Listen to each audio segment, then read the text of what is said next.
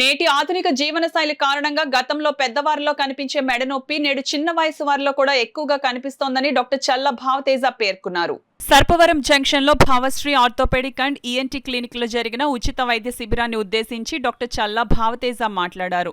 వయస్సు పెరగడం, శారీరక వ్యాయామం లేకపోవడం, ఎముకలు అదనంగా పెరగడం, డిస్కులు జారిపోవడం, అధిక బరువులు మోయడం, ఎక్కువసేపు కంప్యూటర్ పై పనిచేయడం, ఎక్కువ సమయం మెడను వంచి సెల్ ఫోన్ లో మాట్లాడడం, చూడడం, స్థూలకాయం, తీవ్రమైన మానసిక ఒత్తిడి, జన్యుపరమైన కారణాలతో మెడనొప్పి వస్తుందని అన్నారు. మెడ బిగుసుకుపోవడం, తలనొప్పి, నడకలో బ్యాలెన్స్ లేకపోవడం, నొప్పి, మెడ నుంచి భుజాలకు, చేతులకు, వేళ్లకు పాకడం, సత్తువ కోల్పోవడం మెడనొప్పి లక్షణాలని అన్నారు. దీన్ని అదుపు చేసేందుకు మెడకు ప్రత్యేక వ్యాయామం చేస్తూ వైద్యుల సూచనల మేరకు మందులు వాడాలని డాక్టర్ భావతేజ తెలిపారు.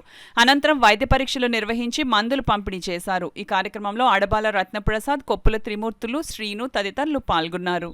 మెడనొప్పి ఎందుకు వస్తుంది? ఈ మధ్య ఈ లైఫ్ స్టైల్ మోడిఫికేషన్స్ ఎక్కువ, ఈ ఫోన్ చూడటము, తర్వాత ఎక్కువగా ల్యాప్టాప్, ఈ వర్క్ ఫ్రమ్ హోమ్ వచ్చాక కోవిడ్ తర్వాత వర్క్ ఫ్రమ్ హోమ్ ఎక్కువగా కూర్చుని ఒళ్ళో ల్యాప్టాప్ పెట్టుకుని దాంతో ఎక్కువ ముందుకు వంగిపోయి కూర్చొని చూడటము, అలాగే తర్వాత వర్క్స్ చేసుకునేవాళ్ళు ఎక్కువ బరువులు ఎత్తడం, వీటితోటి ఈ ఫుడ్ క్వాలిటీ తగ్గడంతో కూడా కాల్షియం డౌన్ అయ్యి ఎముకల బలం తగ్గి, మెడలో ఎముకలు బలం తగ్గి మెడనొప్పి ఎక్కువ వస్తుంది.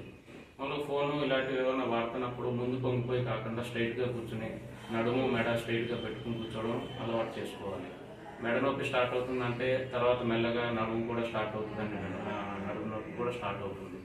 కాబట్టి ఇవన్నీ ఒకదాంతో లింక్ ఉంటాయి. కాల్షియం డౌన్ అయిపోతే తర్వాత జాయింట్ పెయిన్స్ కూడా స్టార్ట్ అవుతాయి. కాబట్టి ఏమంటే పోస్చర్, తర్వాత ఫుడ్ హ్యాబిట్స్ కరెక్ట్ చేసుకుంటే చాలా వరకు మనం మందులు వాడకుండానే లైఫ్ స్టైల్ మోడిఫికేషన్స్ కరెక్ట్ చేసుకుంటే ఇవి half of the problems solve అయిపోతాయి.